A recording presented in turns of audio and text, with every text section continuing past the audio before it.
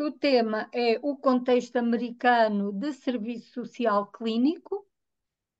O orador Joel Cantor, que é assistente social clínico, também com formação em estudos em religião, com uma formação em psicoterapia e desenvolve o seu trabalho na privada, serviço social clínico. Muito haveria aqui a falar de Joel Cantor, tem um extenso currículo, mas em breve um resumo do currículo é este. E passo a palavra então ao colega Joel Cantor. Manuela, se puder traduzir. Joel, you're going to speak next. She just presented you with a brief resume of your long and extended career, and you're up next. Joel? Okay, can you hear me well now? Yes. Yeah, let me, if there's a,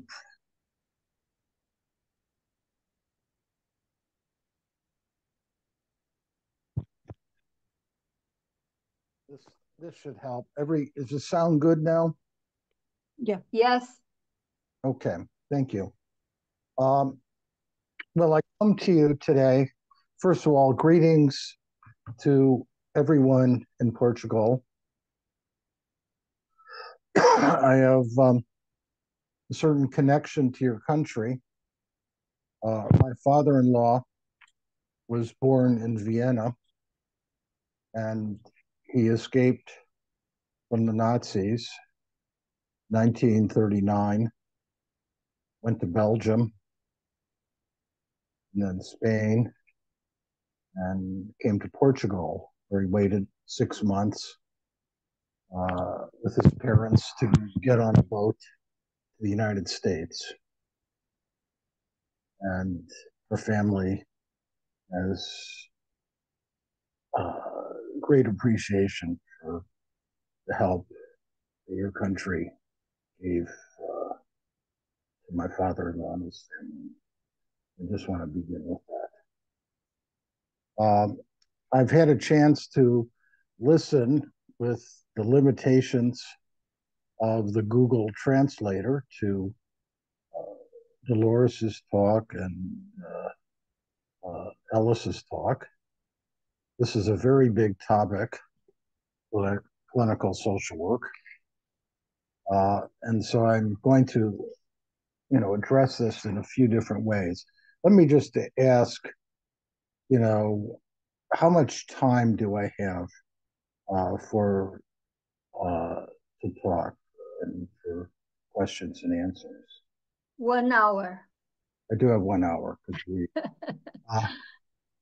just want to make sure use the time. Now,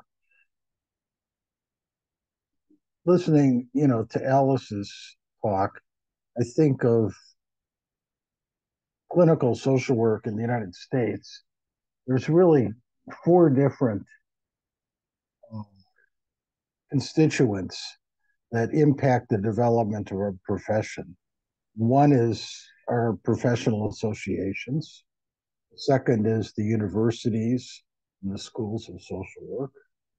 The third is the government, which in the United States is very complicated because the regulation of all health professions is regulated by each of the 50 states as separate regulation. And there's not really a national regulation. And the fourth thing that's been a factor in recent years has been health insurance, which begun to pay for provision of psychotherapy by clinical social workers, of course, psychiatrists, clinical psychologists, counselors, different factors. So each of these different forces impact how clinical social work is developed. Now, my training, it's hard, I hate to say this, but it it goes back 50 years. And I must have began clinical social work when I was 5 years old. That's a joke. Um, and so when I began my training in graduate school at Smith College, I never heard the term clinical social work at that time. And I didn't hear that term for 4 or 5 years later. There were two terms that were in language that were common at that time. One was psychiatric social work, uh, which was common, and the other term was casework or social casework.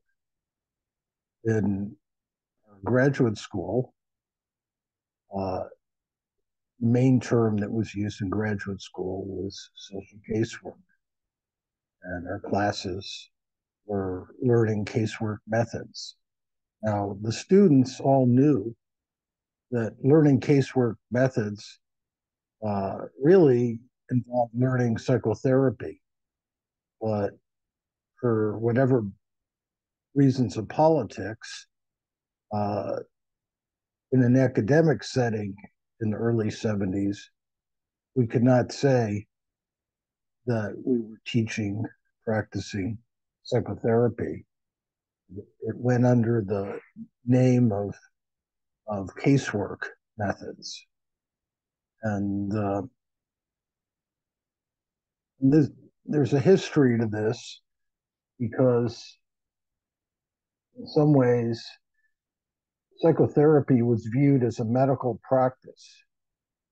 And doctors, psychiatrists, they were bothered by the idea of people who were not physicians doing psychotherapy. But as students, that's what we were interested in. We were social workers who were interested in learning how to do psychotherapy and to practice psychotherapy in a open and legal way. Now, as we think about clinical social work in the United States today, I think there's really two ways to think about it. And one is very simply, it's people trained in social work institutions, licensed social workers, who practice psychotherapy in an office, like members of all related mental health professions, like psychologists, like psychiatrists, uh, even psychiatric nurses, professional counselors, marriage and family psychotherapy. And what we do, what we actually do in our practice is essentially identical to what people from other disciplines do. And social work, uh, and it's our background, graduate training, that legal recognition that makes a difference. There's another way to think about this. Is there something distinctive about clinical social work? It's not simply doing psychotherapy. And and that's one of the things that I'm going to talk about today, because I think as we begin to form organizations, uh, in terms of thinking about our purpose, is our purpose just to get legal recognition to do psychotherapy? Or is there something distinctive that we bring to our communities that's different from what a clinical psychologist brings or a psychiatrist brings? And I'm going to make the case that we do have something special that we can contribute. Now, I also have an interest in, a history of clinical social work. this goes back, if we think about the first organizations in the United States that we would really think about as clinical social work was the American Association of Psychiatric Social Work. It started in the 1920s. Anna, you have your hand up. Do you have a question for me, or is that an accident?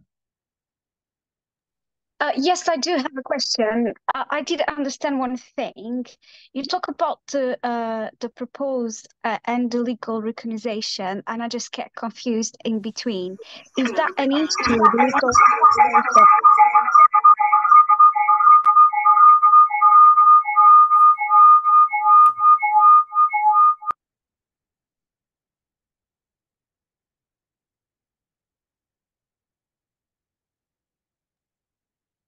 You want to try Can you hear me? again? Yes, now it's good. Okay, good. Now, I just get confused between, I didn't understand one little bit. When you mentioned the legal recognition, is it about the clinic social work is still an issue in your country, the legal recognition? Or I mean, it's a conflict between the psychotherapy and the clinic social work is already sorted. So I just get confused and I didn't understand that part. In every state in the United States, there is legal recognition for social work. There is a board of social work. And in the regulations in every state, social workers are permitted to do psychotherapy. Okay? Joel, Yeah, go ahead. Thank you. Can Manuela translate, please, to the other colleagues? Can I just translate up to just The doubt, a dúvida e também um pouco que Joel Cantor respondeu para auxiliar os colegas que não falam inglês. Okay, so can you hear me, Joel? Yes. Okay, so the colleague you answered well was whether we have legal recognition, and yes, we do, by the states, all 50 of them. I'm just going to do a brief in Portuguese. Em português. Portanto, Joel quer de início agradecer a Portugal porque o sogro fugiu dos nazis, vivia em Viena, passou pela Bélgica e acabou por ficar 6 meses em Portugal até poder vir para os Estados Unidos, o que aconteceu a muitas pessoas, muitos judeus fugidos dos nazis passaram por Portugal nos anos 30 e no início dos anos 40. Infelizmente partiram todos, acho que foi um grande erro, mas isso é a minha opinião.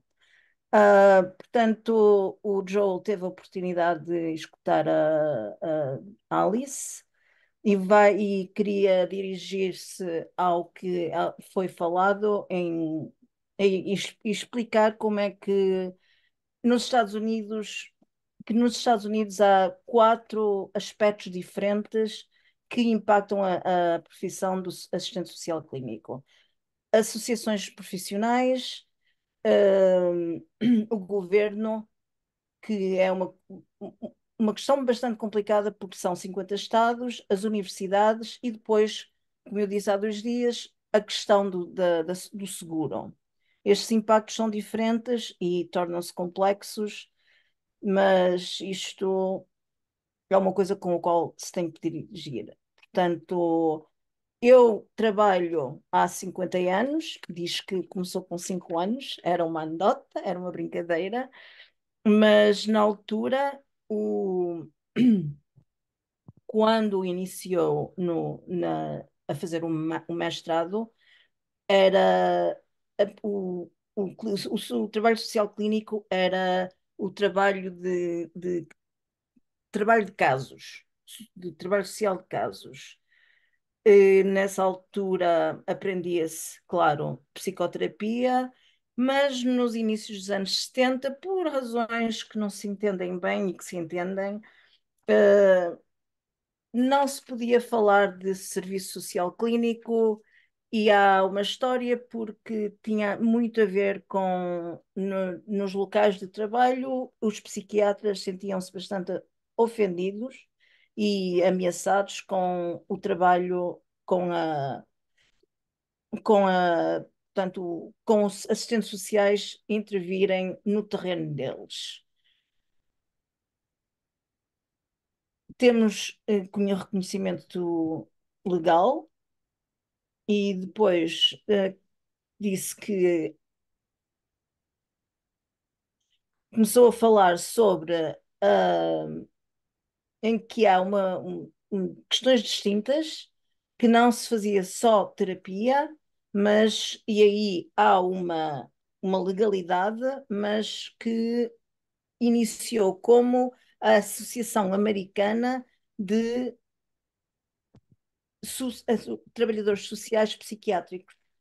And I'll give it back to you, Janet. Joel. Thank you. Anna, does this answer your questions? Yes, yes, you did. Okay. Many thanks. Now this, let me just say the time that I think the first state in the United States to have legal recognition of clinical social work was California in 1969. And then each state had to have a legal battle to develop regulations for social work. And I think that took about 25 years for the first state in California to the last state. In my state of Maryland, which is next to Washington, D.C., we had legal recognition in 1977, 8 years after California. So I say this so you can understand how long this process was. Now, another important legal recognition, in a way, was one of our health plans, health insurance for older people, senior citizens, and disabled people is called Medicare in the United States. And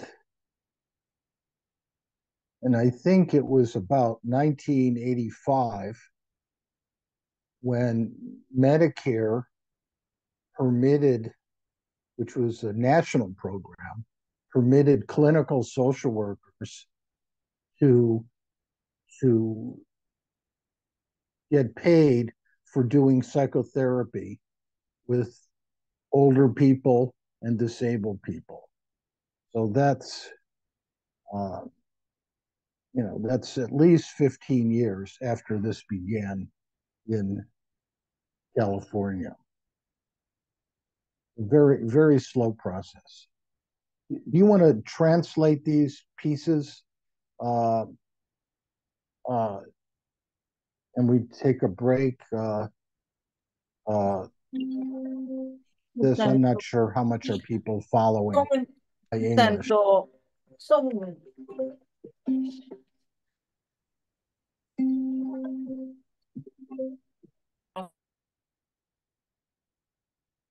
Is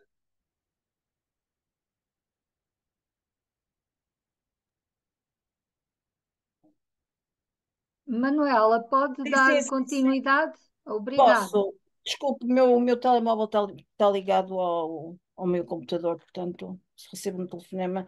Portanto, o que o Joel quer distinguir, e que isto é fundamental, é que o processo de serviço social clínico teve início na Califórnia, foi o primeiro estado a formalizar o serviço social clínico em 1969, e depois cada estado teve que trabalhar e levou cerca de 25 anos. O Joel é de Maryland, que fica ao lado de Washington, que portanto, legalizou e estipulou os pré-requisitos para, para o Serviço Social Clínico, e foi isto que aconteceu em 1977, portanto, 8 anos depois.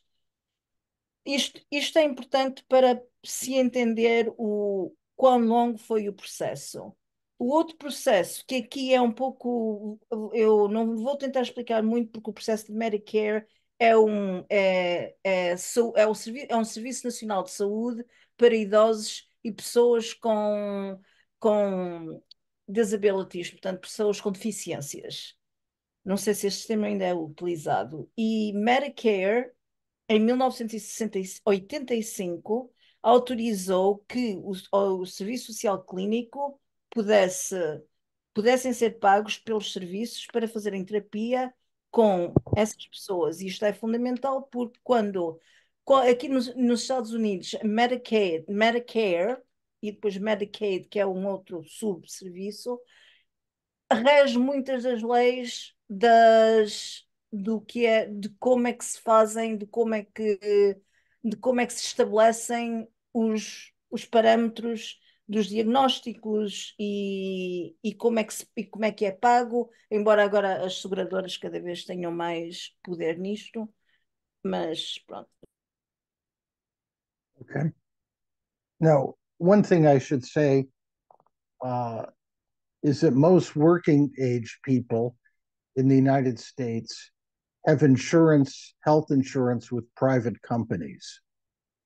And when I began my career in the 1970s, most private companies did not provide reimbursement for psychotherapy. They only reimbursed when a person went to a psychiatric hospital, in the hospital for treatment. And so, let's say in the 1980s, insurance companies began to authorize payment for psychotherapy, first for psychiatrists, then for psychologists. And then as we obtained legal recognition, the insurance companies also authorized payment to clinical social workers. So I think that was a very important change that helped foster clinical social work. It gave many clinical social workers, a way to make a living. You want to summarize that, Manuela? So the majority people in the United States get their insurance from their jobs, either in English. Manuela, em português. Desculpa.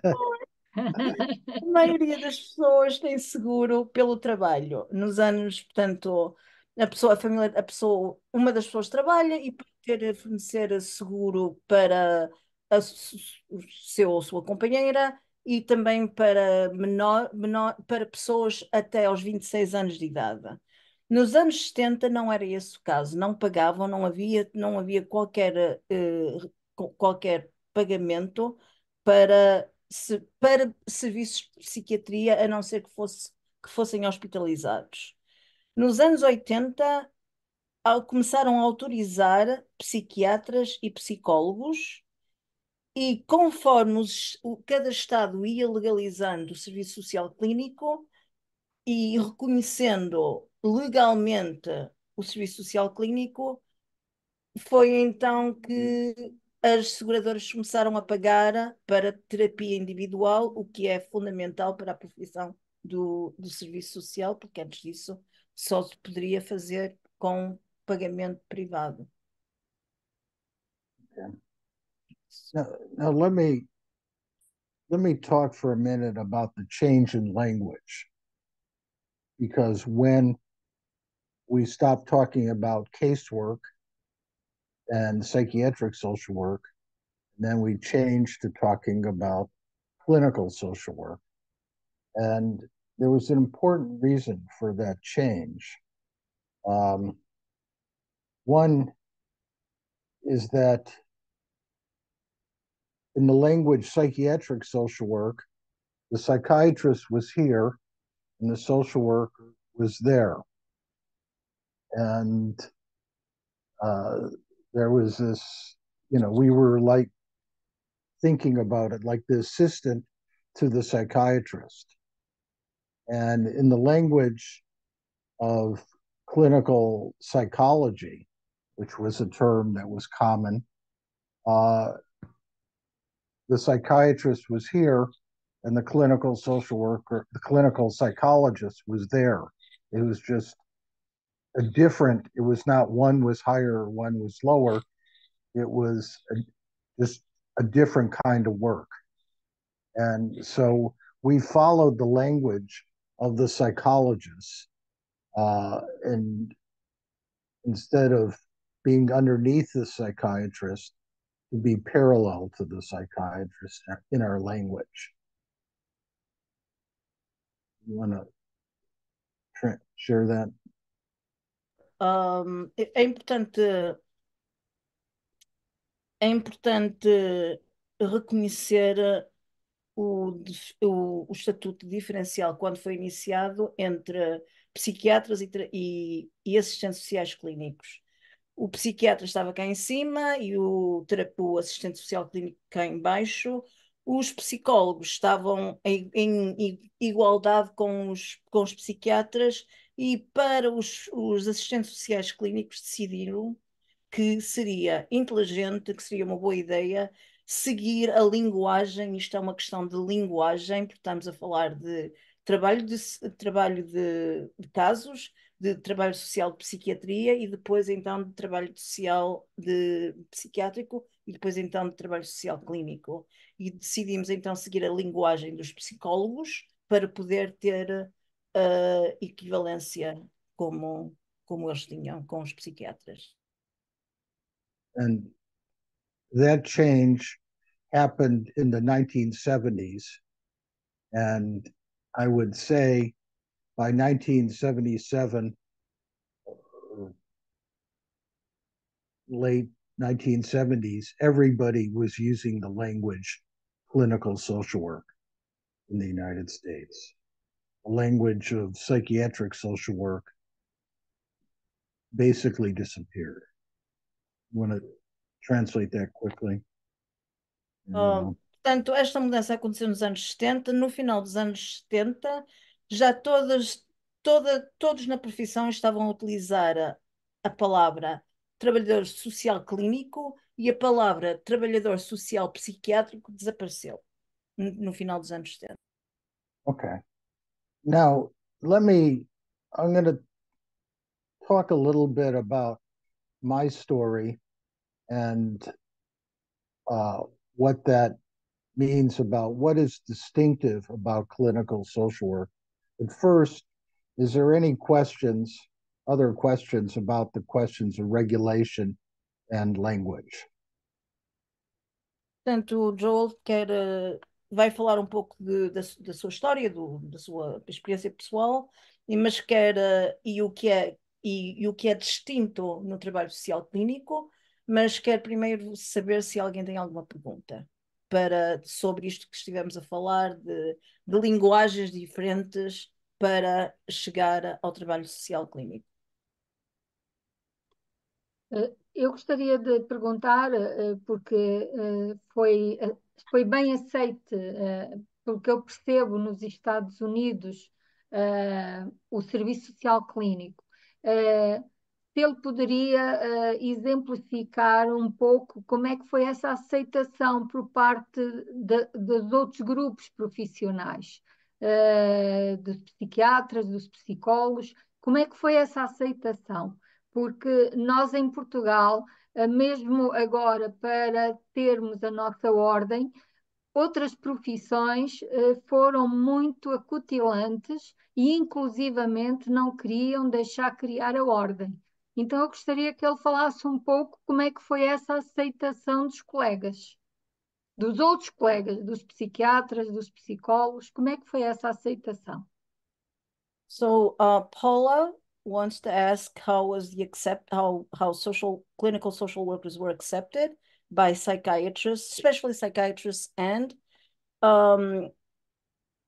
clinical psychologists, because in Portugal a guild, an order, a guild was created, and there was a lot of resistance to that creation. And I think they've included sociologists and other professions. So it's a bit, and I'm going to add a little bit to what Paula has said. So there was a lot of pullback, not only from psychologists and psychiatrists, but also from other professions, namely sociologists who feel that they can also do clinical work, and other social educators. And as such, I think they are even allowed in that guild, which is supposed to be the regulating body of social work in Portugal.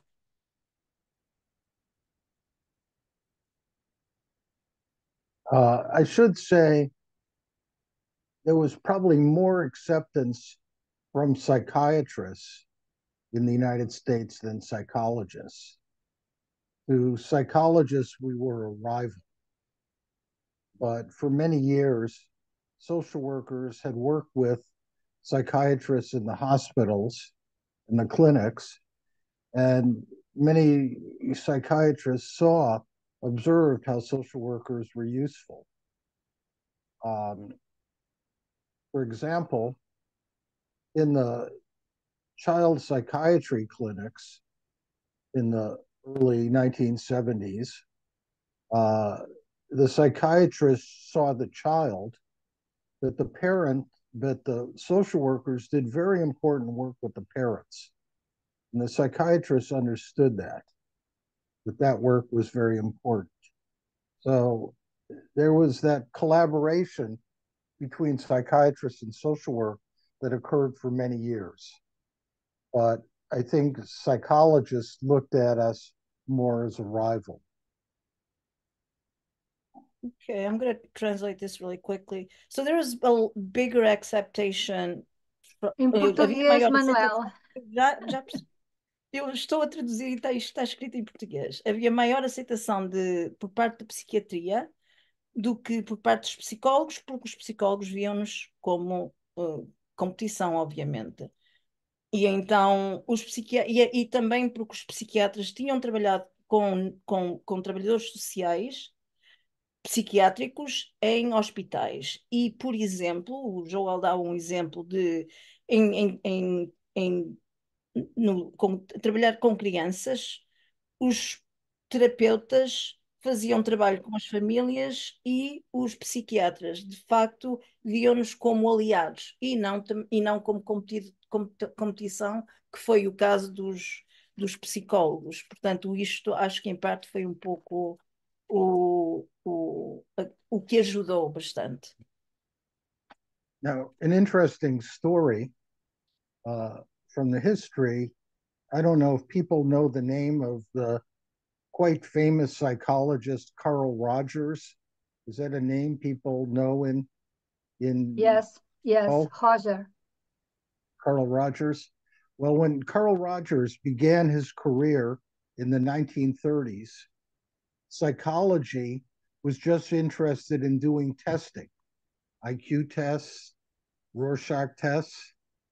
And so he went to social work organizations for professional learning and professional support at the beginning of his career, because social workers understood relationships. And psychology in the 1930s was not interested in relationships. And he actually became active in social work organizations at the beginning of his career because he found an intellectual home in social work organizations in the 1930s, which did not have a home in psychology organizations. Ok, portanto, uma história interessante e também importante para o desenvolvimento. Carl Rogers, que era psicólogo, iniciou a sua carreira e na altura só se faziam testes, os testes de Rorschach, os testes de personalidade, e ele não queria, ele queria trabalhar de uma forma mais dinâmica e, portanto, ele foi para organizações de serviço social para aprender a relação entre pessoas, o que na altura os psicólogos não tinham qualquer interesse, estavam muito virados para uma questão muito mais académica e muito mais de.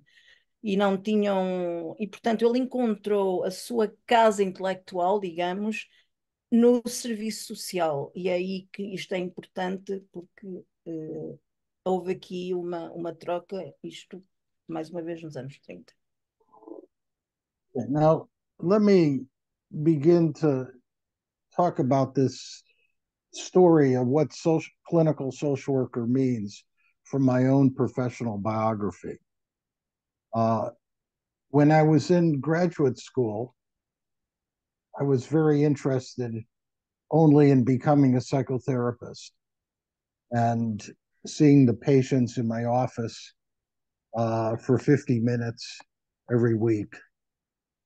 But my first job after receiving my master's degree was in a community program for psychiatric patients released into the community.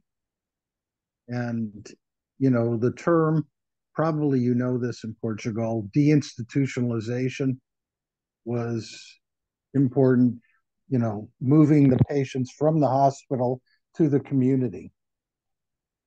And so in this work, I did a variety of tasks.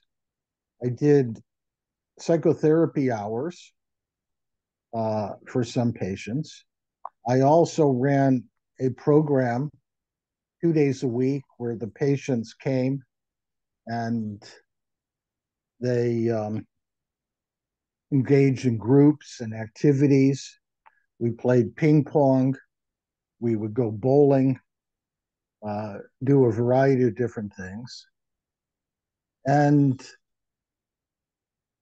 I also, you know, helped run recreational activities. And in our agency, which was actually a social work agency, but we had money from the government to provide these services.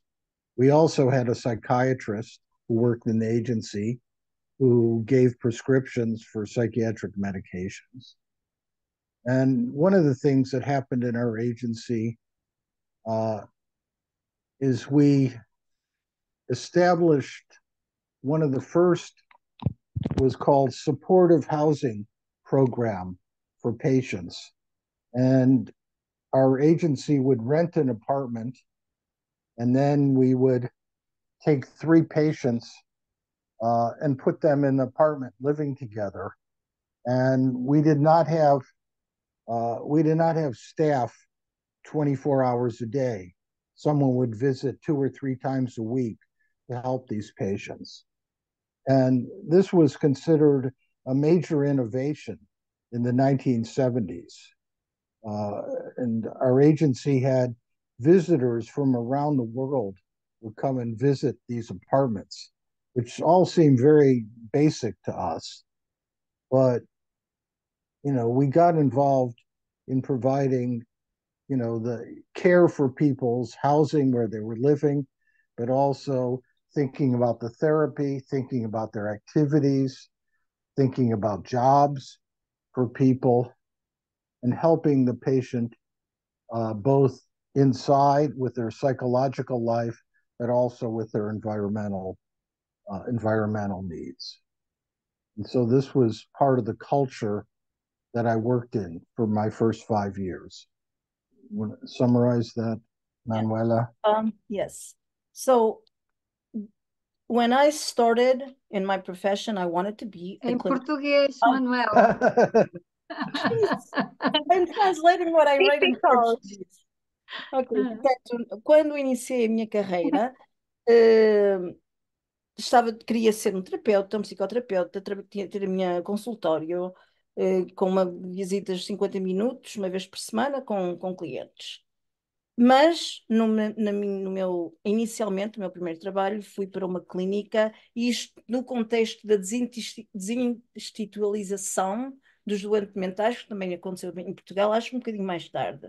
E, portanto, nesta clínica tínhamos eu desenvolvi várias atividades, os utentes tinham terapia, mas também atividades grupais, jogos, atividades recreacionais e terapia de grupo. Fomos pioneiros em fundar um programa que estabeleceu ajuda às pessoas em fornecer-lhes casas, apartamentos, e em que eles viviam individualmente, portanto, não havia lá alguém durante 24 horas, havia visitas e depois vinham à clínica.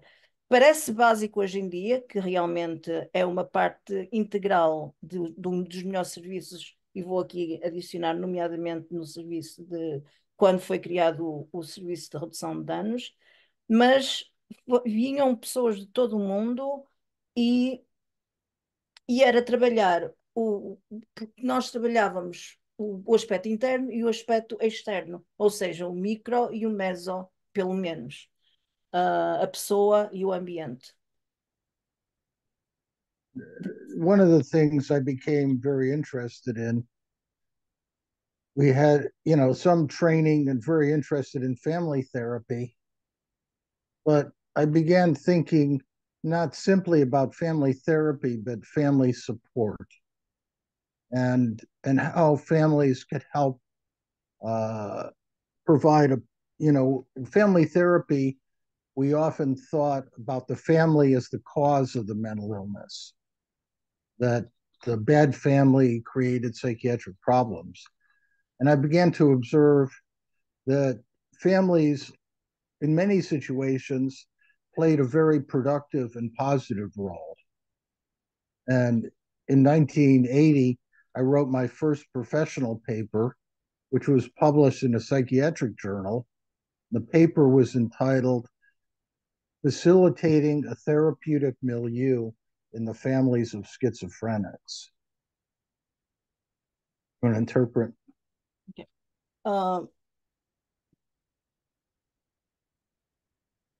Portanto, eu interessei-me em terapia familiar e comecei a interessar-me pelo apoio que se podia dar. Nós pensávamos, quando eu iniciei, pensávamos que uma má família produz uma má pessoa. E havia sempre esta crítica à família. Começaram-se a perceber e o Joel começou-se a perceber que, de facto, as famílias podiam ser um grande apoio. E em 1980 escrevi o meu primeiro artigo, que foi publicado num journal de psiquiatria, como facilitar um apoio no milieu da família, portanto, um milieu terapêutico. Sorry, can you tell me the title again of your first paper? Facilitating a therapeutic milieu in the families of schizophrenics. Okay, como facilitar um milieu terapêutico, um ambiente terapêutico, em famílias com pessoas com esquizofrenia. Foi o primeiro paper que o Joel publicou, mais uma vez, numa revista académica de psiquiatria.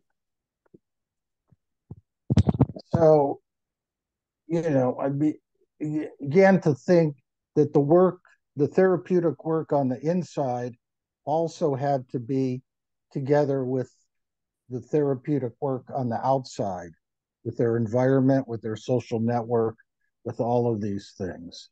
And the two sides, the inside and the outside, had to work together. You want to translate that quickly? Só simplesmente que o trabalho terapêutico interno e externo tinham que ser trabalhados juntos e relacionados, e, portanto, trabalhávamos ao mesmo tempo a parte externa, a parte macro, a parte onde a pessoa vive, e também o trabalho interno, como é que a pessoa pode lidar com o que está perante si, com ferramentas providenciadas pelos assistentes sociais clínicos. Manuela, se puder dizer que o Joel tem 5 minutos, porque o colega que vai apresentar os vencedores do concurso está com o tempo contado. Portanto, Okay, 5 Joel, minutos. you have 5 minutes because someone's coming next. Okay. Well, let me just take questions from anybody who has questions.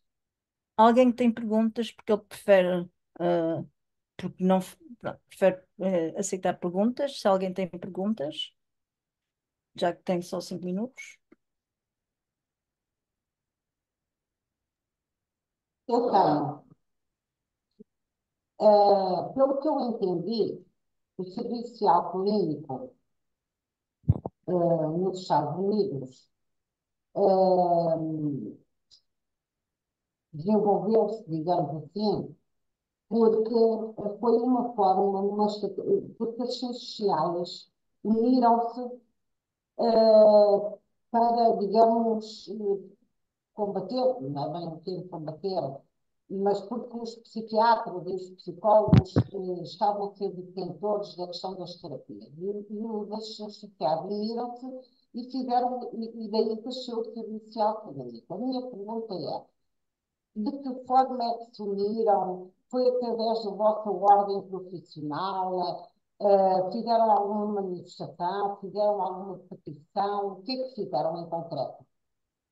Okay, so I think it's Sandra that's asking this question. think I recognize her voice. From what she understands, clinical social work evolved by, in part, becoming united and also challenging the status quo. And what her main question is how did clinical social workers, how were we able to do this? And was it an effort nationwide? Was it an effort that had certain specific voices? How were we able to accomplish this feat? Well, there was a lot of in every state, in many states, an association developed that took political action to, change the laws and to develop regulation in that state. And so, some small states, this could be done with a smaller group of people.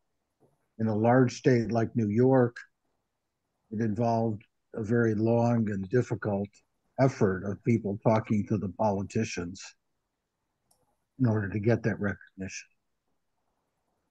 Portanto, o que o Joel diz é que foi foi um movimento não nacional, mas estatual, em que cada estado se formou uma associação que fez pressão com os políticos e também na comunidade, mas principalmente com os políticos, para mudarem a lei. Isto envolveu muita força de vontade e muita unidade. Portanto, havia ações políticas precisamente para mudar as mentes dos políticos, que depois então mudavam as leis. Nos estados mais pequenos era mais fácil, era necessário menos pessoas. Nos estados maiores, como Nova Iorque, era necessário muito mais pessoas envolvidas neste câmbio, nesta alteração de políticas e de leis para implementar o Serviço Social Clínico. Mas foi de facto a criação de associações que se impuseram junto das forças políticas em cada Estado para dinamizar e para levar para a frente o Serviço Social Clínico na forma em que está. Obrigada. Ana Silva tem uma pergunta, pode fazer. Eu tenho, mas a Ana Silva, eu peço desculpa interromper, o Dr. Berton está com o tempo limitado, ele está em aulas e vai ter que estar muito breve. Eu vou pedir à colega Ana Silva para nós vamos ter um tempo de debate posteriormente para colocar uma questão, está bem? Eu peço desculpa, mas é porque ele está muito o tempo contado. Obrigada. Vamos chamar o doutor. Bem, é portanto ela pode perguntar porque eu vou avisá-la. Peço desculpa. Eu fiquei de o avisar. Eu vou Ok. telefonar. Ana, então faça a sua pergunta. Ok, então se não se importarem, eu vou fazer a minha pergunta em inglês e depois traduzirei. Joelle, I understood now the background about the clinical social work. I'm not working in a clinic. I'm not a clinic social worker. I'm working in a safeguarding team in UK. I just would like to ask you, what are the current strengths and weakness for clinic social workers in America, in Em your point of view? português, em português. Ok, eu obviamente fiz uma breve introdução. Eu não tenho experiência em trabalho social clínico. Eu trabalho numa equipa de proteção, já numa CPCJ no Reino Unido, e eu perguntei, portanto, entendendo agora e compreendendo um pouco do que é o serviço social clínico e do que, portanto, e do background, portanto, a história um pouco da como se moldou na América, eu perguntei quais é que são portanto, os pontos fortes e os pontos fracos atualmente do trabalho social clínico na América. Ao Joel. Looking at today, well, today I think the majority, many thousands, hundreds of thousands of clinical social workers are doing private practice in the United States, uh, and and they get help for doing this many times from the insurance companies that help to pay for their work. One of the complaints is the rate of the insurance companies. In many cases, is considered a low rate. So that is a common complaint, that there is a low rate. And in other many clinical social workers think of a specialty to get business for their practice without insurance, with having a specialization in a certain kind of problems. Right now in the United States, there is a shortage of psychotherapists for children and adolescents. And so somebody who wants to work with children and adolescents, there's a lot of business right now because there are many children with major problems and not many therapists with training in that area.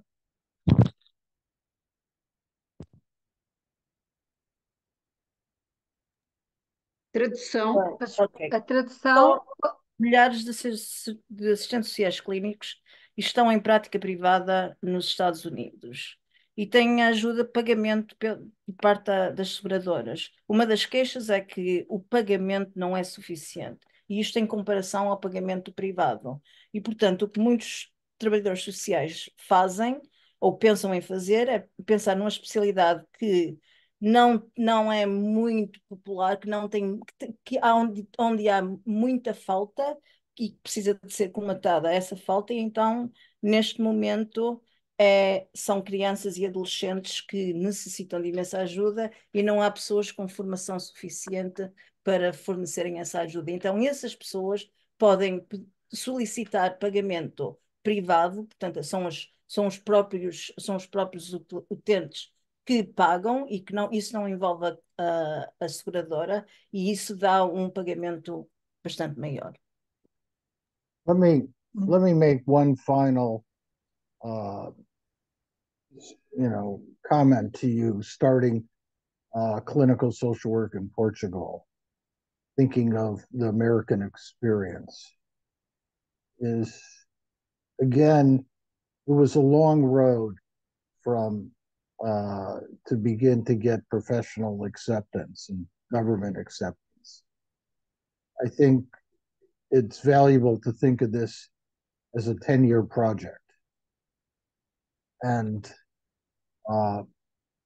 the development of the associations and the fellowship and the companionship that develops in the groups is very important for developing a base for political advocacy. And, so I think, I encourage you to develop your associations, to get to know each other, to develop friendships.